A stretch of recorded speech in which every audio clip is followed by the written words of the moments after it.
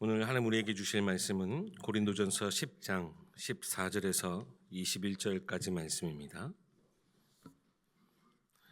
신약성경 고린도전서 10장 14절에서 21절까지의 말씀입니다. 봉독하겠습니다. 그런즉 내 사랑하는 자들아, 우상 숭배하는 일을 피하라. 나는 지혜 있는 자들에게 말함과 같이 하노니 너희는 내가 이르는 말을 스스로 판단하라.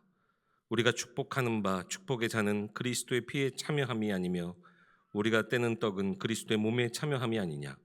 떡이 하나요 많음 우리가 한 몸이니 이는 우리가 다 한 떡에 참여함이라. 육신을 따라 난 이스라엘을 보라. 제물을 먹는 자들이 제단에 참여하는 자들이 아니냐. 그런즉 내가 무엇을 말하느냐. 우상의 제물은 무엇이며 우상은 무엇이냐. 무릇 이방인이 제사하는 것은 귀신에게 하는 것이요 하나님께 제사하는 것이 아니니 나는 너희가 귀신과 교제하는 자가 되기를 원하지 아니하노라. 너희가 주의 잔과 귀신의 잔을 겸하여 마시지 못하고 주의 식탁과 귀신의 식탁에 겸하여 참여하지 못하리라. 아멘. 대목사님 나오셔서 우상 숭배하는 일을 피하라 라는 제목으로 말씀 전해주시겠습니다. 지난주 우리 박영선 목사님이 이렇게 메시지를 하고 다 끝났더니 저희 집 아이가 저한테 그러는 거예요. 영성 목사님은 되게 재밌고 웃기고 이렇게 하는데 아빠는 하고는 뒷말을 안 해요. 그래서 아빠 속에 흐르는 피가 그런 사투리를 막 심하게 쓰는 것도 없고 재미도 없고 그렇지 그랬더니 아무 말 안 하더라고요. 그때 우리 성도님들이 좀 이렇게 성도님들에게 되게 미안했어요. 제 설교를 듣고 있는 게 참 쉽지는 않겠구나 이런 생각을 하게 됐습니다. 그럼에도 불구하고 하나님이 주신 말씀 여러분들이 오늘 또 귀 기울여 하나님의 말씀을 듣고 우리가 또 새롭게 살아나는 또 회복되어지는 그런 응답의 시간 되길 바랍니다. 제가 이제 예배 마치고 나가면서 이제 아이들에게 이렇게 마이쮸도 주고 이렇게 하잖아요. 근데 가끔 여러 명이 안 나와요. 지난주 같은 경우는 제 호주머니에 담겨있던 마이쮸가 꽤 많이 남았어요. 그래서 부모님들한테 물어봤어요. 왜 애가 안 왔냐 그랬더니 지금 독감 이런 것들이 돌아가지고 입원한 아이들도 많고 그렇다 하더라고요. 지금 또 시기가 우리 건강을 되게 조심해야 될 또 상황인 것 같습니다. 그래서 이번 명절 꽤 긴 시간인데요. 우리 성도님들이 건강해야 또 영적으로도 힘있게 기도할 수 있고 우리가 신앙생활 할 수 있기 때문에 또 이번 기간 안에서도 여러분들이 잘 건강 잘 유지하시고 또 힘을 얻는 그런 시간 되기를 바랍니다. 우리 옆에 좌우로 앞뒤로 인사하겠습니다. 하나님이 당신을 사랑하십니다. 한 번 더 고백합니다. 당신은 하나님의 사랑받는 자녀입니다. 저와 여러분은 하나님의 자녀, 굉장히 큰 축복의 우리의 신분이에요. 여러분들 절대 잊지 말기를 바랍니다. 설 명절 기간이죠. 온 가족들이 다 모이는 시간이기도 하고요. 설 이번 연휴는 제가 기억하기로는 제일 긴 시간인 것 같아요. 꽤 긴 시간 명절로 같이 또 가족들하고도 보낼 수 있는 또 친척들하고 보내는 시간들이 있을 겁니다. 분주함 가운데 많은 사람들을 만나고 또 일을 해야 되고 또 많은 손님들을 치러야 되는 상황이면 굉장히 분주하겠지만 여러분들이 꼭 기억하시고 내가 영적인 하나님과 사귐의 시간, 하나님 앞에 홀로 서는 시간을 아주 짧게라도 내가 빼앗기지 않아야 되겠다. 오늘 여러분들이 다 결단하고 가야 바쁜 일정 속에서 조금 짬이 나면 그치 내가 오늘 또 하나님 앞에 질문하고 또 하나님이 내게 주신 것들을 가지고 또 감사하며 누리며 묵상하는 시간 놓치지 않아야 되겠다. 여러분들이 시작하면서 이 시간을 하나님과의 시간을 빼놓지 않으면 그냥 일상생활에 다 묻혀 가버려요. 그래서 여러분들이 꼭 이번 한 주 시작하시기 전에 오늘 주일 이번 주 이런 많은 시간들을 보내겠지만 그 속에서도 하나님과 사귐의 시간들을 놓치지 않아야 되겠다. 여러분들 계획을 세우는 그런 또 축복의 시간 되길 바랍니다. 설 명절 하면 가장 가정 또 가문 복음화하기에 가장 좋은 시간이기도 합니다. 그런데 여러분들 너무 급하게 서두르시는 마시기 바라요. 많은 사람들이 그렇게 이야기해요. 남편 하나도 구원 못하면서 구원 못 시키면서 무슨 세계복음하냐 뭐 이렇게 이야기를 하는데요. 그렇지 않아요. 밖에 나가서 전도하는 거는 내 삶을 몰라요. 그래서 어떻게 보면 전도가 굉장히 쉬워요. 내가 잘 조리 있게 말을 잘하면 그 사람이 알아듣고 또 하나님께서 당연히 그 뒤에는 성령의 역사가 반드시 따라와야 구원의 축복을 얻게 돼요. 우리의 말 솜씨로 구원을 전달할 수 있는 건 아니니까요. 그럼에도 불구하고 우리가 내 삶과 상관없이 뭔가 우리가 메시지를 깔끔하게 전달하면 굉장히 듣는 사람도 방해거리가 없는 거죠. 그런데 우리 가족들, 친척들은요 그렇잖아요. 우리가 전하는 메시지 뒤에 우리의 삶이 보여져요. 가깝게 있다 보니까. 그러다 보니까 그런 어떤 선입견이 복음의 메시지를 더 이렇게 가리게 되고 흐리게 만들어요. 그래서 가족들에게 복음 전하는 게 훨씬 오랜 시간이 걸려요. 어떨 때는 평생이 걸리기도 해요. 그래서 그럼에도 불구하고 여러분들이 기도할 때 하나님이 주시는 응답의 문을 여시는 그 하나님 기대하면서 여러분들이 중요한 가족 복음화 또 가문 복음화를 놓고 여러분들이 계속해서 기도하시는 또 이번 한 주간이 되길 바랍니다. 자꾸 이렇게 우리가 복음 전하겠다고 해서 우리 자녀들에게도 마찬가지거든요. 자녀도 그렇고 우리 친척들에게 막 뭔가를 좀 강하게 압박을 가하면 더 멀리 도망가요. 그래서 훨씬 더 많은 시간이 걸려요. 그래서 하나님이 딱 준비해 놓으신 시간들이 있어요. 시간표가. 그래서 그 시간들을 좀 기다리시면서 잘못하면은 싸움이나 갈등의 이유를 제공하거든요. 그래서 여러분들 진짜 성령 인도 받으면서 이번 기회에 더 또 뜨겁게 가정과 가문을 놓고 기도하는 그런 시간 되기를 소망합니다. 설 명절 하면 제 기억 속에도 그렇지만 우리 대한민국 우리 나라 안에 많은 문화들이 있죠. 세배를 하는 거. 뭐 사실 저는 어렸을 때 부모님에게 세배 해본 기억이 거의 없어요. 뭐 사람한테 왜 절을 하냐? 뭐 그래가지고 그러다 보니까 세뱃돈도 거의 못 받았었는데요. 세배하는 거 그리고 윷놀이 하는 거, 뭐 연 날리기 뭐 이런 것들이 설이면은 항상 이렇게 요즘은 뭐 연 날리는 사람이 없죠. 저는 어렸을 때 이제 연 날려 보기도 하고 했는데요. 이제는 밖에 나가는 게 싫으니까 모이면 뭐 고스톱을 친다. 뭐 어른들 뭐 그렇게 많이 하죠. 제일 많이 하는 게 우리나라의 문화예요. 차례를 지내는 거예요. 제사를 지내는 거. 그래서 오늘 그런 부분들을 다른 것들 떠나서 영적인 것과 연결되어 있는 제사 문화 이 부분들을 놓고 말씀을 좀 같이 나누려고 합니다. 차례를 지낸다, 조상에게 제사한다 이렇게 했을 때 제가 이제 사전 같은 걸 찾아보니까 우리의 선조 조상을 위해서 정성을 드리고 또 효를 더 보여주는 그런 어떤 의미로 차례도 지내고 제사를 하는 거래요. 그런데 사실은 성경은 부모에 대해서 공경하라고 10계명에서부터 다루고 있어요. 성경이 가장 원하는 거예요. 부모를 공경해라. 그런데 언제 그 말씀이 유효하냐니까요. 살아계실 때. 돌아가시고 나면 우리가 효도할 수가 없어요. 아니 제사 지내면 되지 않습니까? 오늘 성경에 제사는 우상숭배지 부모에게 효를 드리는 시간이 아니다라고 성경은 분명하게 말씀하고 계세요. 우리가 부모에게 효도하고 우리의 마음을 다해서 섬기는 것은 살아계실 때예요. 그래서 이 땅에 있는 동안이 굉장히 중요해요. 우리가 생명이라는 육신의 생명이 붙어있을 때 구원 얻을 수 있는 시간표고요. 우리가 부모를 섬기고 공경하고 효도할 수 있는 시간도 이 땅에 있는 동안에만 가능해요.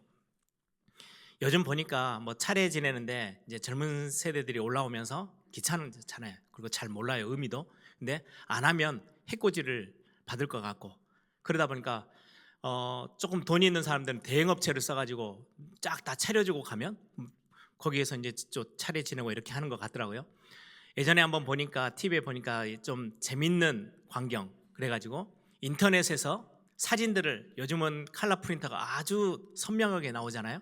사진으로 이렇게 다 뽑아가지고 벽에다 붙여놓고 거기에다가 절을 하고 이렇게 하더라고요. 상 차리는 게 귀찮으니까. 영상으로도 하고요. 좋은 큰 TV 화면 딱 앞에 놓고 거기에 이제 인터넷에서 찾아서 사진을 올려놓고 차례를 지내는 거예요. 어른들이 보면은 도저히 이해가 안 되는 시대인데 요즘은 그렇게 가요. 그럼에도 불구하고 왜 아니 그러면 정성이 전혀 안 들어 있는 거잖아요. 그런데도 왜 그 일을 계속 하느냐? 아까 말씀드린 것처럼 뭔가 해를 받을 것 같아서, 해코지 당할 것 같아서, 부모를 잘 돌아가신 부모고 저 위에 어른들이지만은 내가 잘 차례를 제대로 지내지 않고 제사를 제대로 지내지 않으면 뭔가 문제가 생길 것 같아. 이런 어떤 두려운 마음이 훨씬 더 커요. 내 성경만이 제사, 우상 숭배 하지 마라 라고 금하고 있어요. 고린도전서 오늘 본문이죠. 10장 14절에 보니까 내 사랑하는 자들아, 지금 이거는 바깥에 세상 사람들에게 하는 이야기가 아니고요, 교회 안에 있는 고린도 교회 성도들에게 하는 메시지예요. 내 사랑하는 자들아, 우상 숭배하는 일을 피해라 라고 말씀하고 있어요. 모든 종교는 우상을 숭배하라고 가르쳐요. 여러분들 거의 대부분 종교들을 봐보세요. 아주 깨끗하고 아주 수준이 있는 불교, 철저히 우상을 숭배해요. 다 상을 만들어 놓고 그 앞에 가서 절하고요. 그게 거의 대부분의 모든 종교는요, 우상을 잘 섬기라고 가르쳐요. 그런데 성경만이 우상 섬기면 안 돼라고 금하고 있어요. 왜 그렇습니까? 오늘 그런 부분들을 오늘 말씀을 같이 함께 나누어 보려고 합니다. 제사 지낸다, 조상 제사를 지낸다, 차례를 지낸다, 성경은 그것을 우상 숭배라고 말씀해요. 오늘 19절 20절 한번 보세요. 그런즉 내가 무엇을 말하느냐? 우상의 제물은 무엇이며 우상은 무엇이냐? 무릇 이방인이 제사하는 것은 귀신에게 하는 것이요 하나님께 제사하는 것이 아니니 나는 너희가 귀신과 교제하는 자가 되기를 원하지 아니하노라.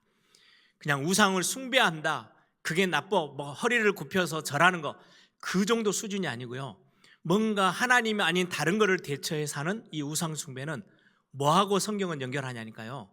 왜 이거를 금해야 되냐니까 귀신과 교제하는 게 돼버린 거래요. 그냥 단순히 의식적으로 절하고 그냥 끝나지는 게 아니에요. 영적으로 보면 귀신하고 사귐을 하는 거예요. 하나님과 우리가 사귀면 복을 받는데 귀신과 사귀면, 귀신은 성경에서 딱 정확하게 답을 주고 있어요. 죽이고 멸망시키는 것 뿐이다. 거짓말하고 죽이고 멸망시키는 것 뿐인 그 일을 하는 게 악한 영, 귀신의 세력이다 라고 성경은 분명하게 우리에게 말씀하고 있어요. 이 시대는 영적 무지 시대 안에 살고 있어요. 영적으로 전혀 지식이 없어요. 영적인 부분을 보지, 왜요? 눈에 보이지 않으니까. 눈에 보이는 게 다고 눈에 보이지 않는 거는 무시하는 시대가 지금의 시대예요. 세상은 엄청나게 발전돼 있죠. 그런데도 불구하고 많은 사람들이 입에서 나오는 이야기는요, 아 힘들어, 어려워. 뭐가 힘들고 뭐가 어렵다는 거예요? 육신적으로는 굉장히 발전돼서 편해요. 편리한 세상을 살아요. 여러분들 우리 부모님 세대 보세요. 얼마 힘들게 어렵게 사셨는지. 그런데 요즘은요, 얼마 기계들이 얼마나 좋은지요, 그냥 뚝딱뚝딱뚝딱 다 하면 그냥 만들어져요. 요즘같이 좋은 시대예요. 그런데 옛날보다 훨씬 더 힘들다, 어렵다, 그런 이야기들이 우리 입에 거의 떠나지를 않아요. 어떤 부분이 어려워져 가고 있다는 말입니까? 가장 우리에게 이렇게 피부로 느껴지는 거는요, 정신적인 부분이에요. 엄청난 스트레스를 받아요. 그런데 그 정도가 아니고 성경은 뭐까지 이야기를 하냐니까요, 영적인 부분까지 말씀하고 있어요.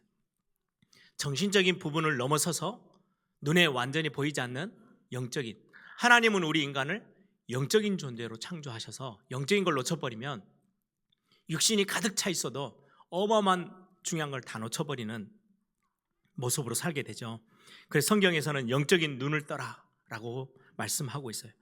대부분의 사람들이, 이 땅에 사는 사람들이 육신적인 부분들을 가지고 삶을 살아가요. 영적인 부분은 모르다 보니까 심각해지는데도 불구하고 얼마나 어려워져 가는지는 모르는 거예요. 예를 들면 뭐 위에 암이 생겼다, 좀 질병이 생겼다, 그럼 금방 소화가 잘 안 되고 뭔가 메스껍고 느껴지잖아요. 뭐 팔이 부러졌다 금방 알아요. 그러면 빨리빨리 병원을 가서 조처할 수 있어요. 근데 가장 위험하고 한번 걸리면 그게 참 쉽게 치료되지 않는 게 뭐 췌장 이런 거래요. 거기는 통증을 잘 못 느끼니까 거의 심각해져서 많은 병이 다 굉장히 많이 어려워졌을 때 그제서야 느껴지는, 그러니까 사람들이 그런 부분에 있어서 위험을 느끼는 거예요.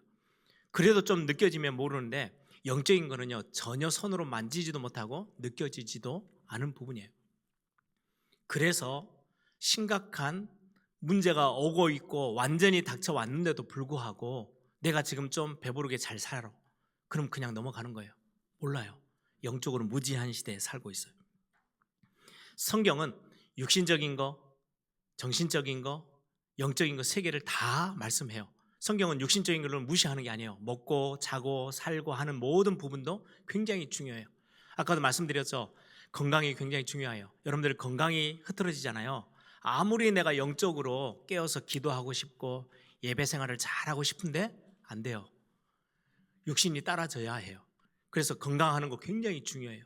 그래서 여러분들 막 바쁘게 뛰시는 분들 일부러라도 여러분들 건강을 체크하셔야 돼요. 그게 영적인 삶을 돕는 훨씬 빠른 길이기도 해요. 영적인 거라고 말하니까 무조건 영적인 거 이게 아니고요.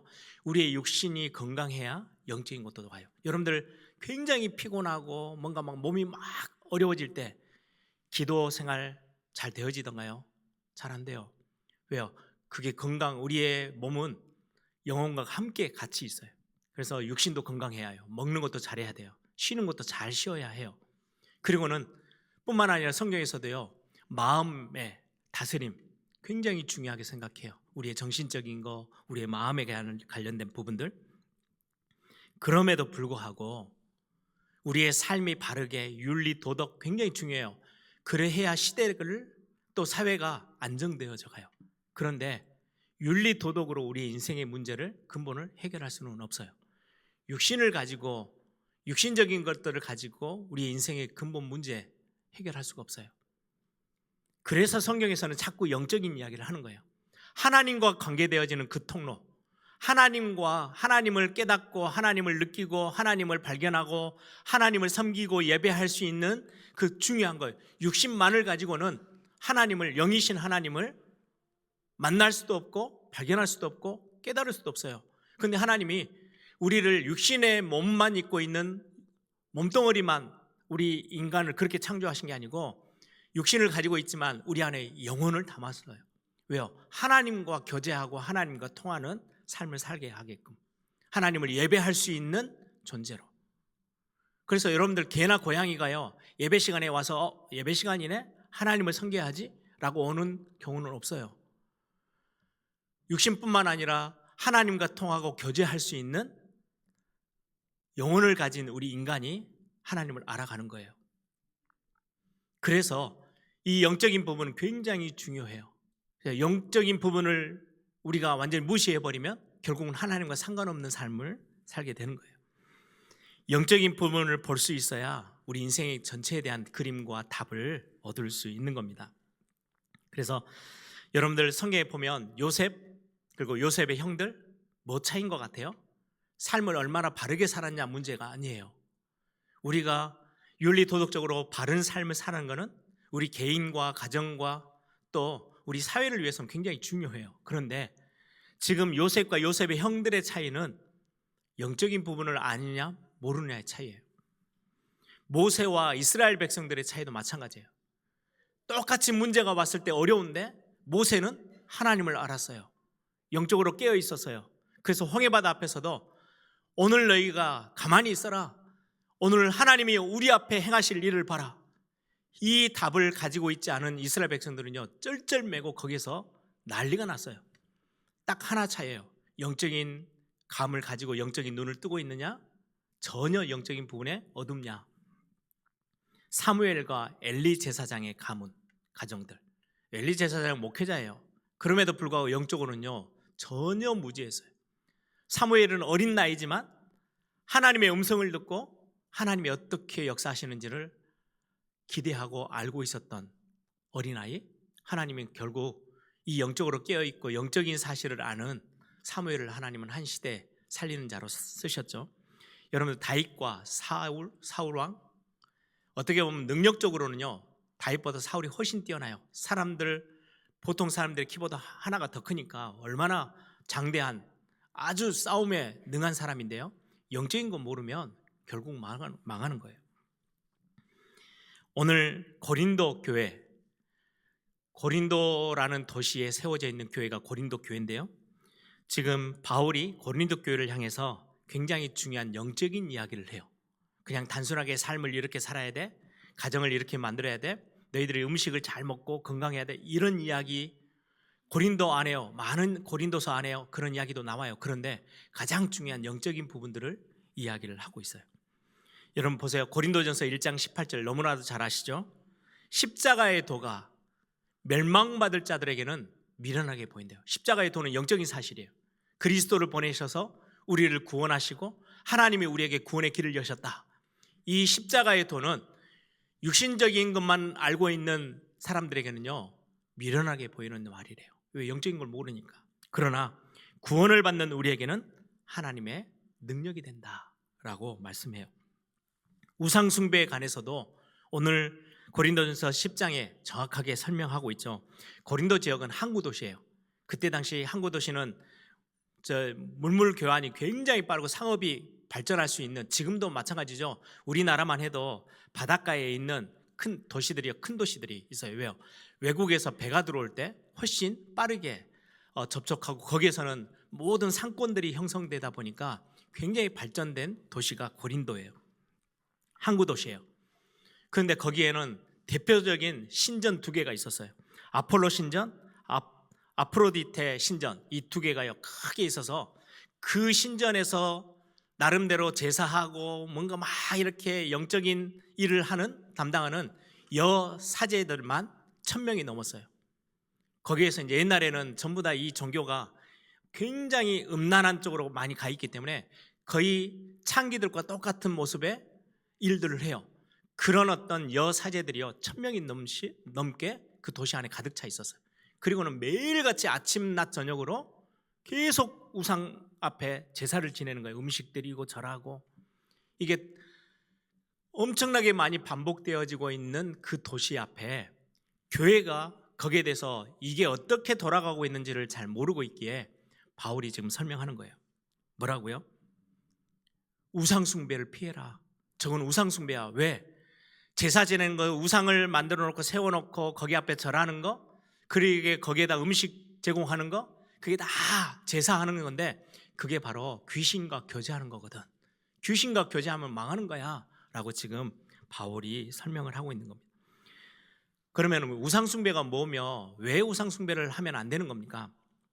우상숭배는요 그냥 너무 간단하게 신학적으로 설명할 게 너무 많지만 말고요, 하나님이 우리를 지으신 하나님이 아닌 다른 존재를 섬기고 다른 존재를 하나님의 자리에 가져다 놓는 거.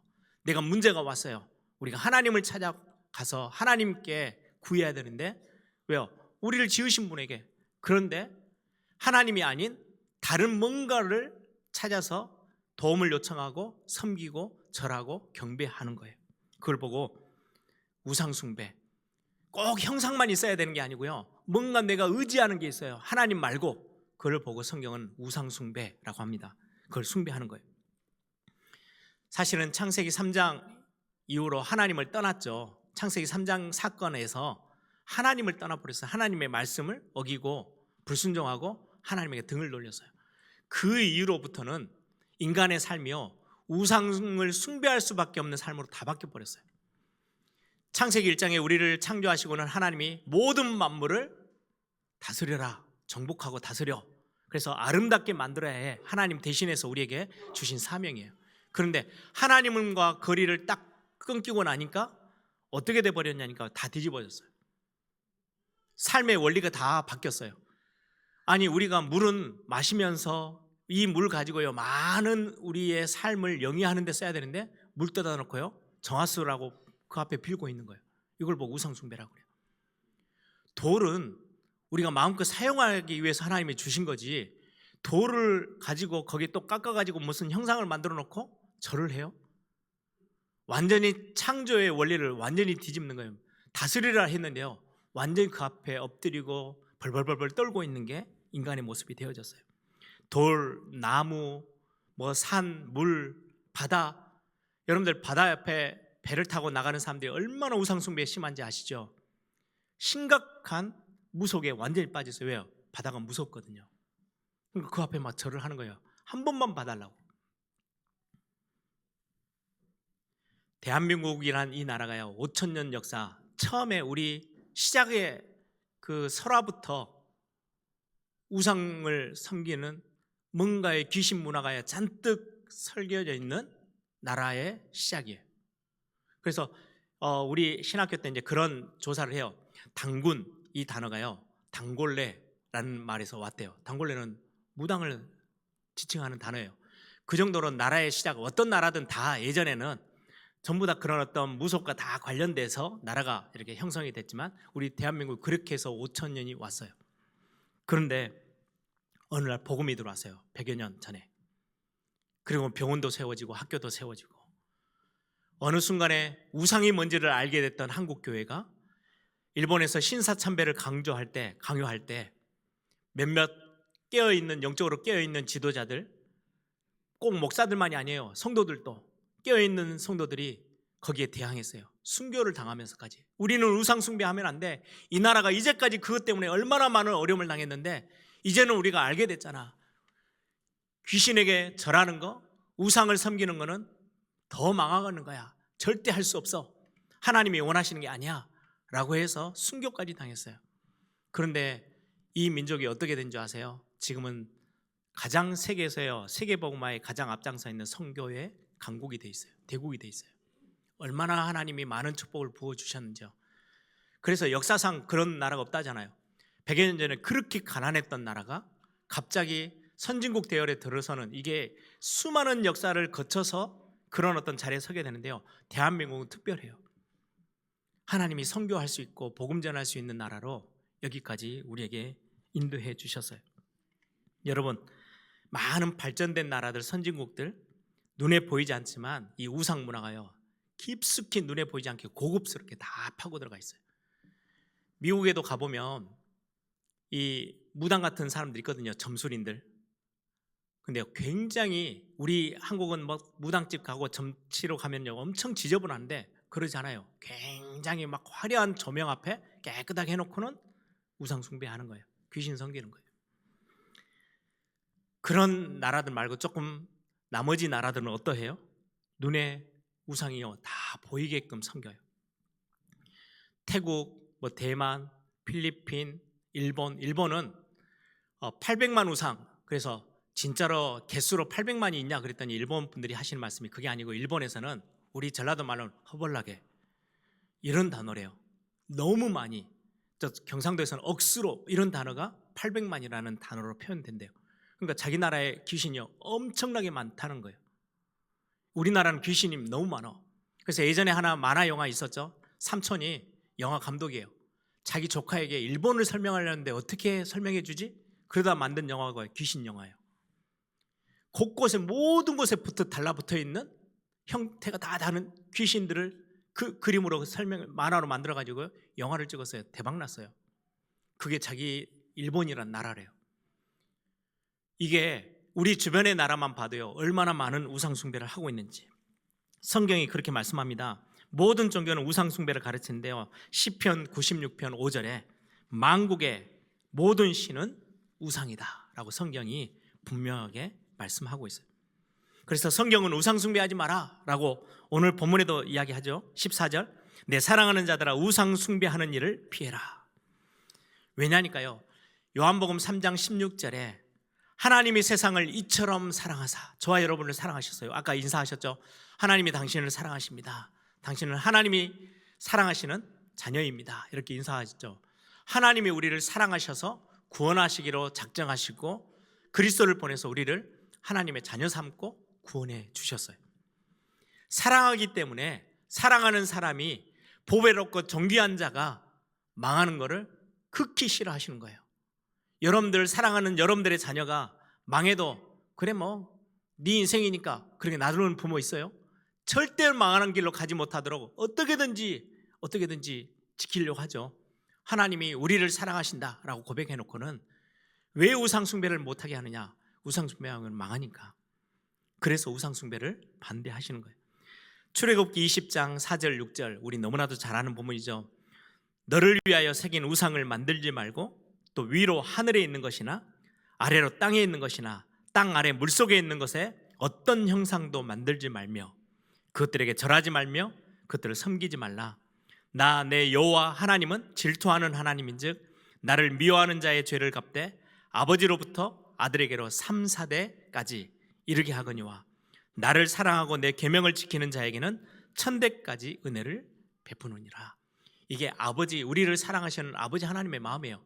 자꾸 따서 멸망하는 자리로 자꾸 가고 더러운 대로 끝나는 인생이 어려운 대로 계속해서 가면 계속해서 아버지는 매를 들 수밖에 없어요. 그게 오늘 뭐라고 말씀하느냐? 아버지로부터 아들에게까지 3, 4대까지 멸망이 올 거야. 그래서 우상 숭배하는 거 아니야. 그런데 나를 바라보면 내가 1000대까지 채울 거야. 이게 하나님의 사랑의 크기예요.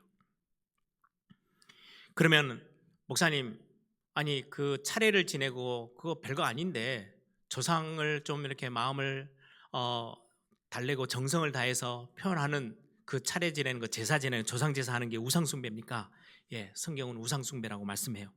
다시 20절 19절 내가 무엇을 말하느냐? 우상의 제물을 무엇이며 우상이 무엇이냐? 무릇 이방인이 제사하는 것은 귀신에게 하는 것이다 라고 성경은 말씀하고 있어요. 부모를 공경하는 것은 하나님이 진짜로 원하시는 뜻이에요. 10계명에 담은 것처럼. 그런데요, 부모님이 돌아가시고 나면 그 뒤로부터는 부모님은 돌아가시면 예수 믿었으면 천국 아니면 지옥, 그걸로 끝이에요.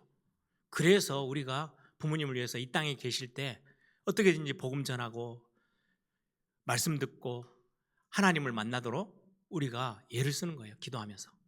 근데 끝나면 더 이상 어쩔 수가 없어요. 우리 손에서 떠나요.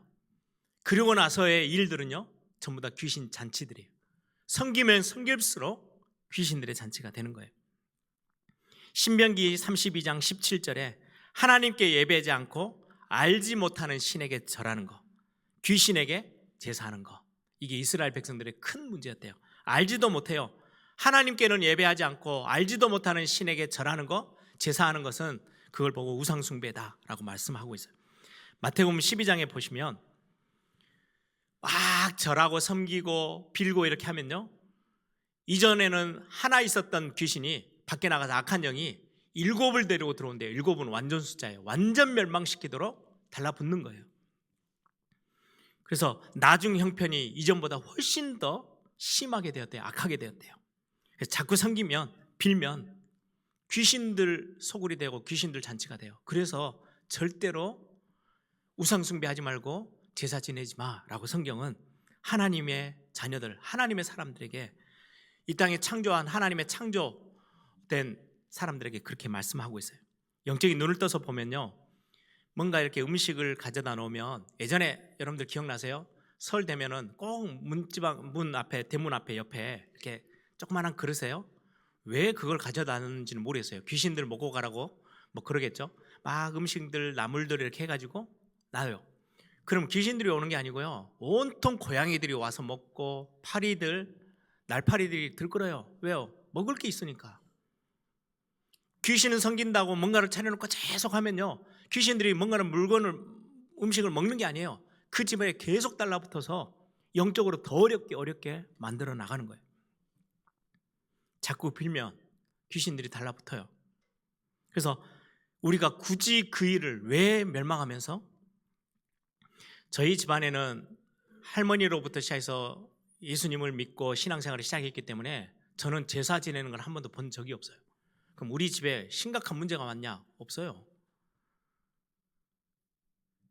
우리 집에서 해야 될 제사들이 여러 개 있는데 우리 집에 안 하니까요, 친척들이 위에 있는 형제들이요 막 욕하면서 다 가져갔대요. 그리고는 그 집에는요 심각한 문제들이요 너무 많아요. 자녀들이 그 똑똑하고 막 서울대 가고 막 이렇게 공부 잘하면서 자랑거리 했던 사람들이, 자녀들이 어느 날 이상해져 버렸어요. 어느 날 집도 나갔어요. 어디 가 있는지도 몰라요. 왜 그런 일들이 자꾸 가문에, 가정에 생겨요? 왜? 귀신 역사를 자꾸 귀신을 달래고 불러들이니까. 점을 쳤더니 목사님, 점쟁이가 하는 말이 왜 우리 집에 이렇게 우한질고가 많습니까? 했더니 제사를 안 지내서 그렇다고. 그럼 제사 지내야 되는 거 아닙니까? 다 속임수예요. 귀신의 장난들이에요. 여러분, 부모가 어떤 TV 같은 데도 보면 전설, 옛날 전설의 고향, 요즘 전생을 보여준다, 막 그런 어떤 이상한 프로그램들이 TV에도 많아요. 보면 거의 다 부모가 죽어서 귀신이 된대요. 그래서 조상 제사를 지내야 된다고 말을 하는 거예요. 그런데 성경은 철저히 거기에 대해서 반대해요. 조상이 아니고 이 땅에 요한계시록 12장에 있었던 옛 뱀, 창세기 3장에 우리 인간을 넘어뜨렸던 옛 뱀, 붉은 용, 마귀라고도 하고 사단이라고도 하는 그 귀신의 영, 악한 영들, 이 세력이 공중 권세를 가지고 있다가 섬기면 자꾸 자기가 왕으로 그 가정에, 그 가문에 굴림에 들어와서 뒤흔드는 거예요. 예수 그리스도가 우리 안에 오시면, 예수 그리스도는 도적이나 강도가 아니에요. 우리가 원하는 그 시간에 우리 함께 오셔서 우리 가정을 복되게 만들어 주시는, 그래서 성경은 우상 숭배하지 말라라고 말씀하고 있어요. 저는 그냥 딱 과학적으로 제사가 없는 나라, 제사 있는 나라 이렇게 구분이 되잖아요. 제사를 지내는 나라가요 몇 개 안 돼요. 근데 전 세계적으로 훨씬 더 어려운 나라들이 많아요. 선진국들은 제사 같은 거 지내지 않아요. 그런데 잘 살아요. 그러면 제사를 안 지낸다고 해코지를 한다. 그러면 우리 조상 부모님들이 악한 부모님들이에요? 우리 대한민국의 부모님들은 악한 부모님들이었어요? 아니에요. 귀신 자체가 저 미국에서 제사 지내면 똑같아요. 저 유럽에서 그들이 제사 지낸다고 뭔가를 상을 차려놓고 절을 한다? 결국은 귀신을 불러다 드리고 귀신의 역사 속에 들어가는 거예요. 그래서 이건 나라와 아무 상관이 없어요. 부모님들과도 상관이 없어요. 이건 귀신의 역사라고 성경은 정확하게 설명해요. 그러면 결론적으로 우상 숭배하지 마라 이렇게만 이야기하는 거는요, 우리 지금 오늘 이 자리에 예배하러 오신 하나님의 백성들에게는 맞는 말이에요. 그런데 우상 숭배하지 마라, 불신자들에게, 우리의 안 믿는 가족들에게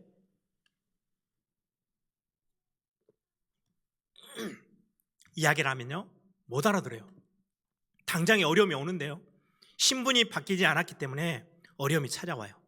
그래서 그들에게는 뭐라고 설명해야 되냐니까요. 우상 숭배, 제사 지내지 않아도 되는 길이 있어. 그들이 원하는 거는요, 제사 안 지내고 싶어요. 누가 그렇게 막 즐겁게 제사 지내요?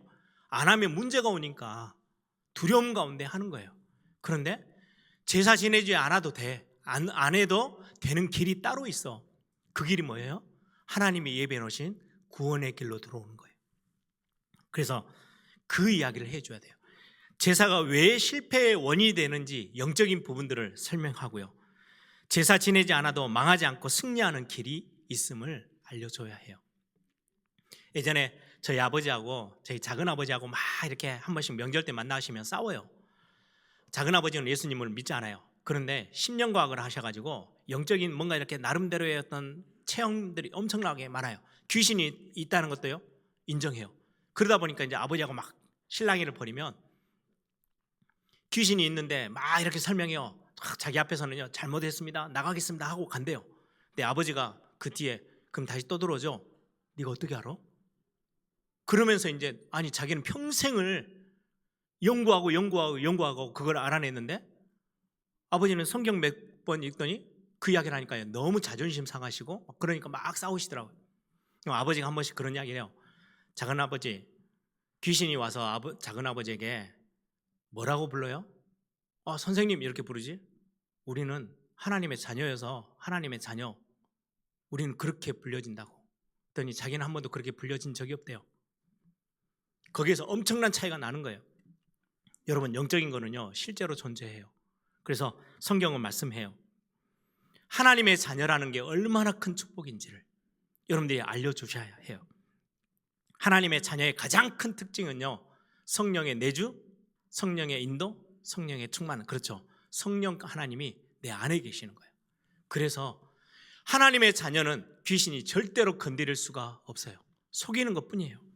고린도전서 2장 12절, 세상의 영, 다른 사람들에게 완전히 사로잡는 세상의 영으로 완전히 사로잡고 있는데 우리는 하나님께로부터 온 영이 우리 안에 계세요. 다른 거예요.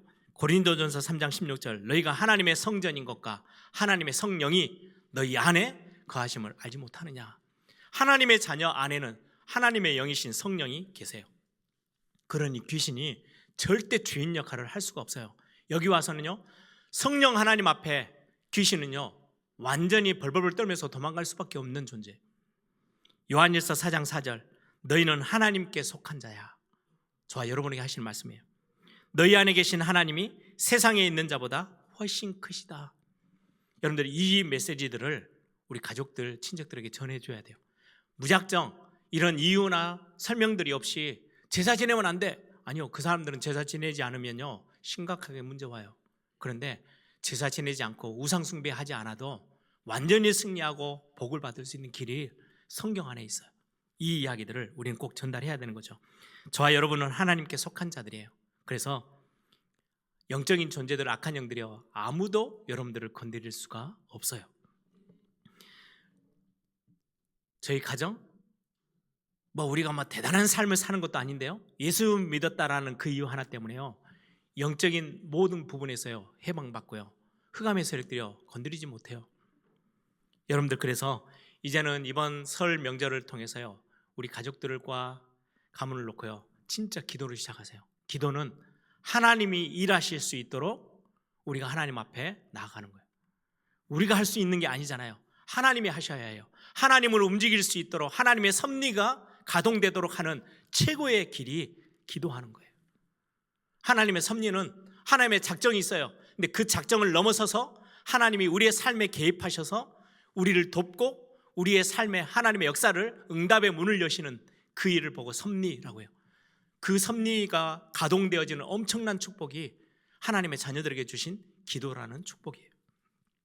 그래서 여러분들, 영적인 부분들을 몰라서 헤매이는 우리의 가족들, 시간표가 분명히 와요. 어려움을 당하든지 뭔가 갈등이 오든지 그때 여러분들이 답을 주시는 거예요. 그래서 여러분들이 중요한 명단들을 좀 작성해 놓고 그냥 막연하게 기도해야지 이게 아니고, 여러분들에게 정말 마음에 다 와닿는 가족들, 친척들 명단을 적어놓고 여러분들 진짜 기도를 시작하는 이번 또 중요한 설 명절이 되기를 소망합니다.